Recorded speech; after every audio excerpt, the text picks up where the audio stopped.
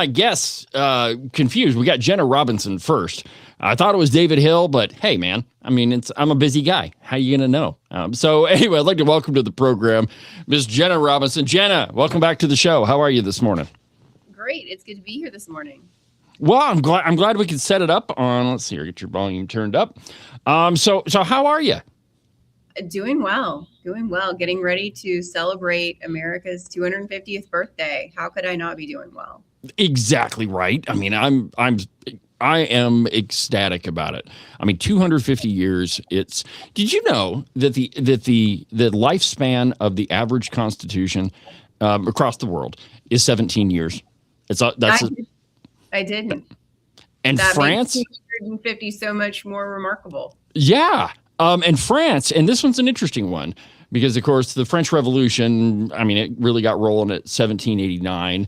They started the tennis court oath. That only lasted like less than a year. But France has had over 42 different versions of their constitution. 42! And ours has lasted 250 years with, some amendments to it. But, I mean, generally speaking, 250 years, pretty incredible. No, it's a remarkable document. Absolutely. So you have an interesting document out. You've got a new report about our lone university. Why don't you? Well, I tell you what. It's been a while since you've been on the show. Why don't you take a minute or two, tell us about yourself, and then we'll get to your report. Sure. So I'm Jenna Robinson. I'm president of the James G. Martin Center for Academic Renewal. We are an organization that works for excellence and accountability in higher education. We do that through improving state policies. So we are very interested especially in our public universities, and making sure that they serve the students and the citizens. Okay, great. All right, so you have this report out, and you've written the James G. Martin Center has written a couple of different pieces about the University of Wyoming. But first, tell me what this report is about, and then what did you find? So this report is really about practical reforms that the University of Wyoming can undertake in order to ensure that the needs of students and citizens are being met. And we looked at a couple of different areas where University of Wyoming can concentrate in order to do this. One thing University of Wyoming already does great is it keeps tuition low for students. So that's fantastic. Students can come in and pay low tuition in order to get their degree. But we looked at some financial measures and some academic measures where University of Wyoming can use some improvement. So we looked at accreditation, we looked at academic programs and how productive are they?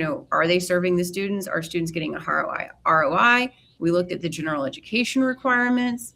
We looked at the administrative bloat at University of Wyoming, and we looked at whether there's viewpoint diversity. And in those areas, we found some areas for improvement in all of those. All right. So one of the questions I got when I previewed your appearance on the show was, why has enrollment gone down?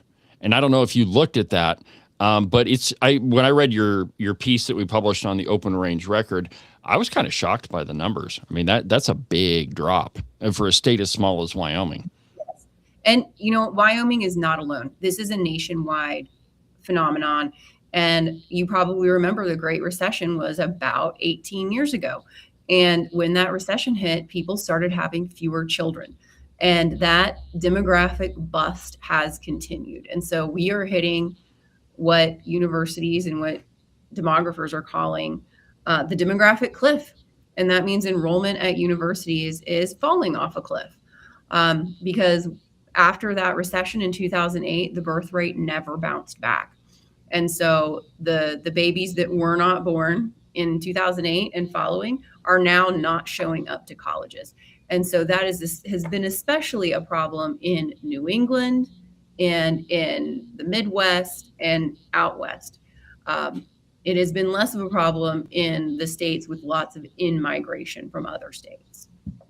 Okay, now, do you think the declining enrollment has anything to do with? I mean, one of the pieces that, I don't know if you wrote it or Yovan wrote it, but one of them was about the lack of viewpoint diversity. I guess that's how you put it. focus on DEI, LGBTQ stuff. Do you think that that's a contributory factor to the declining enrollment? Nationwide, it certainly has been. We've seen a very steep erosion of trust in institutions of higher education, and that has been especially sharp amongst conservatives and Republicans who are just very critical of higher education. But overall, Americans have been critical of higher education. They kind of doubt that what universities are doing will provide the return on investment that they want for their kids.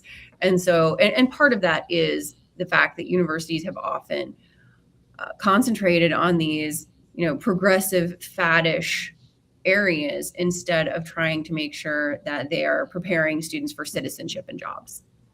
Yeah, instead of teaching the classics, you've got to read ecofeminism or whatever. So you mentioned that there's some administrative bloat. Can you first describe what that is? Are we bloated at the University of Wyoming? And then if you could, explain why that has kind of a trickle-down effect through the rest of the university. Sure.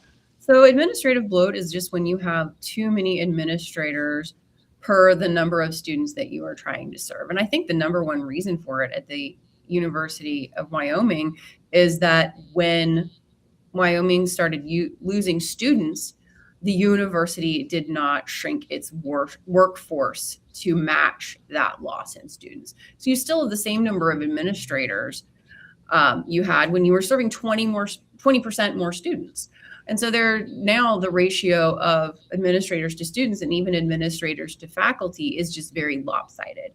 And what that often means is that administrators, and not just the chancellor or the president or the leadership of the university where the authority should be, but you have kind of mid-level administrators who are, steering the everyday activities of the university, and also, taking away funds from where they really should be going into, teaching and research. Okay, now you mentioned the viewpoint diversity, and this has been a big topic, in Wyoming. I mean, the legislature has had, I don't know how many times they've drugged, the president or the provost in front of the committee and made them answer questions. The most recent one was in front of the Appropriations Committee, and they found that the programs the legislature said, yeah, we're not paying for these anymore. In fact, we want you to do away with them. They didn't eliminate those. They moved them around to different schools, and so all those programs are still there, still doing the same thing. It's just they show up elsewhere. So what did you find when you looked at, is there diversity of views? So what we did is we looked at the faculty, and we had to use a proxy measurement for the faculty's political beliefs. But what we looked at was Federal Election Commission data on donations to political candidates and PACs from University of Wyoming employees in 2025. And what we found is that 97% of all political donations from UW employees went to Democratic candidates or progressive. Wow. 97% in a state like Wyoming. That's incredible, considering that, the state voted whatever it was, 73% for Donald Trump. The university their donations is almost entirely to the Democrat Party. That's huge. It is. Okay. And recent data from FIRE, which Foundation for Individual Rights and Expression, showed that faculty nationwide their views line up not just with Democratic views, but they're lining up with the views of Bernie Sanders and Elizabeth Warren. It's very, very progressive viewpoints. So we're not even talking like the halfway sane Democrats. We're talking about the crazy socialists. It is the far left wing of the Democratic Party is where the average faculty lines up. Yes. Okay. Now, I mean, I don't know if you were able to do any research into this, but my friend Gabe Saint, he's the head of Turning Point USA at the university, and when they started their chapter, the president of the school actually he called it the what did he call it? I forget the name, but basically it was the free speech police, and it was supposed to foster open dialogue and, diversity of viewpoints, like you put it. But really what it was is, hey, if you feel you're being discriminated against, come to this group and we'll take care of it. And I mean, in at that time, I remember like just walking through the campus, and it was very clear what the mission or the ideological mission of the school was. I mean, pride flags everywhere, and if you had a red baseball cap on it, you better run. I mean, it really was that bad at one point. So, with the faculty being more Democrat minded than conservative. What do you think are the immediate impacts? And this might sound like an obvious question, but what do you think are the immediate impacts to the student body? I mean, what do we see happen? I think the biggest thing that we see happen is self-censorship. If students think that they will be punished or ostracized for their views, they just tend to keep quiet. And that's especially true if they think that they will be graded poorly from faculty members for disagreeing, because obviously those grades matter for their future. They want to get jobs, or they want to get into grad school or law school. And so they just keep mum. And that is especially damaging on a college campus where you are supposed to be inquiring freely and learning from the clash of ideas and the marketplace of ideas. And if students don't feel free to ask questions or to state their opinions, then that marketplace gets shut down. All right. So, one other question. In my view, like a policy position paper is only so valuable as the conclusions that it draws. In other words, it's easy to complain about something. Mm-hmm. It's a little bit harder to offer some policy prescriptions. So, in your work there, what solutions did you come up with? Right. So we did include a lot of what we consider practical policy solutions. I'll just talk about some of the solutions for viewpoint diversity. And this one's tough because you don't want to step on academic freedom or free speech.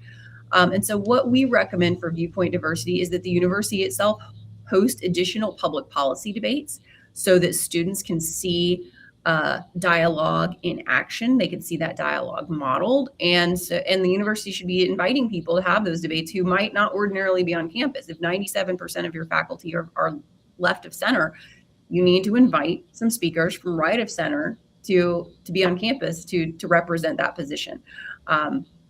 You need to ensure fair evaluation of academic performance. That should be something, ideally on a syllabus that faculty say, you have a right to impartial assessment of your academic work. You will be judged on the merits and not on personal beliefs or viewpoints. Again, in syllabi, university professors should be encouraging dialogue in class. They should include commitments to free expression. And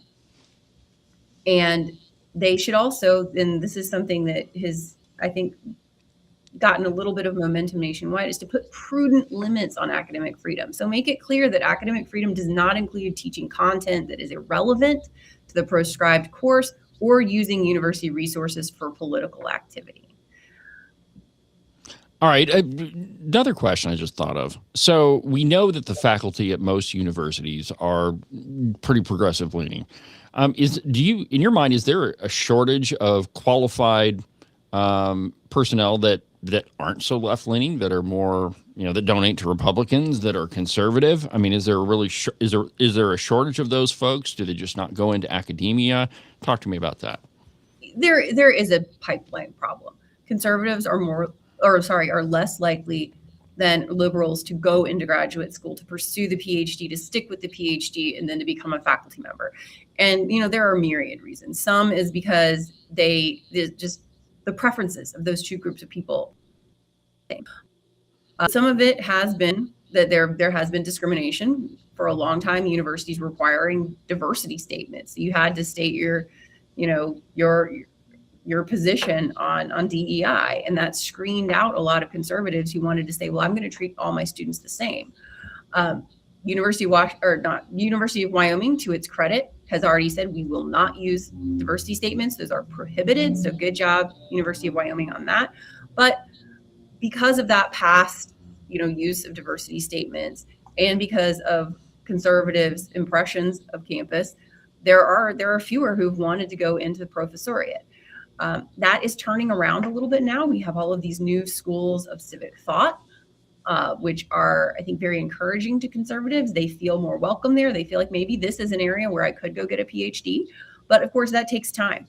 And so I think we're never going to get to parity No. in our universities for professors on the right and on the left. But if you just get a couple in there, you reintroduce dialogue. And I think that's what's so important.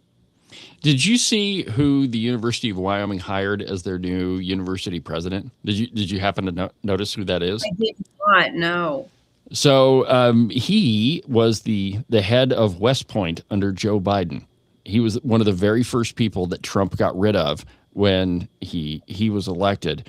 And I mean, he's Mr. DEI. And the University of Wyoming hired him as their president. I mean, Ray Charles could have seen that one coming.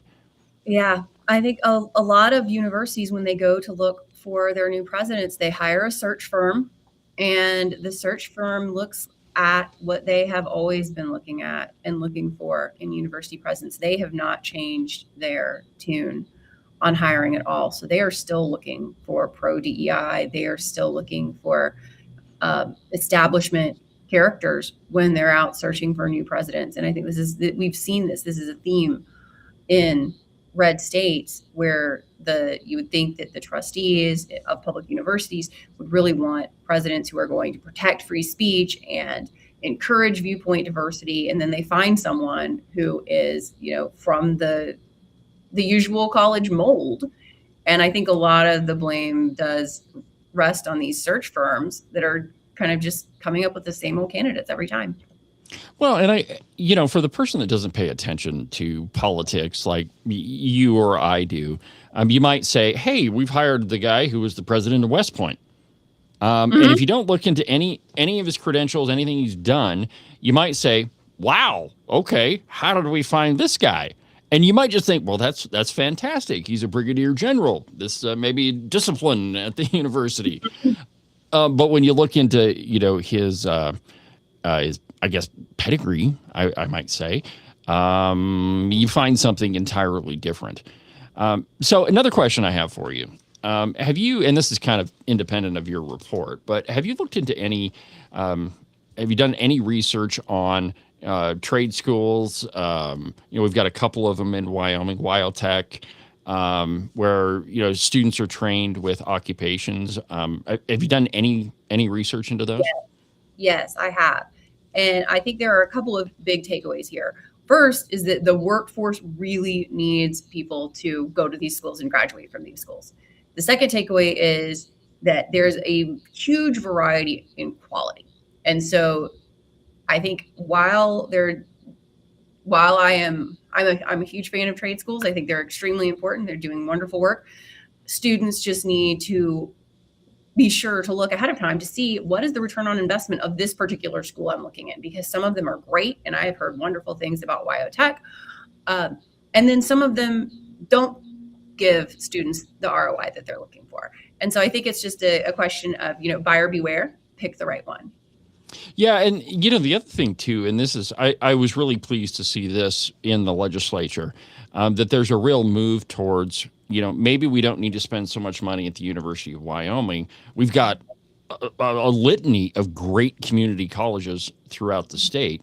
And so, at least there's a desire, I would say, to put some more support to those different schools. And, and I don't know about other states, but I think that Wyoming, we've got a pretty good network of, smaller community colleges. And, and a lot of times, okay, I guess I should back up on this. Sometimes you find the radical that's hiding in the community college. But more often than not, they're folks that are, from that community that understand the students. You get smaller class sizes. So, I think that there's some encouraging things happening in higher education. Just for me and perhaps for you, they're just not happening fast enough for me.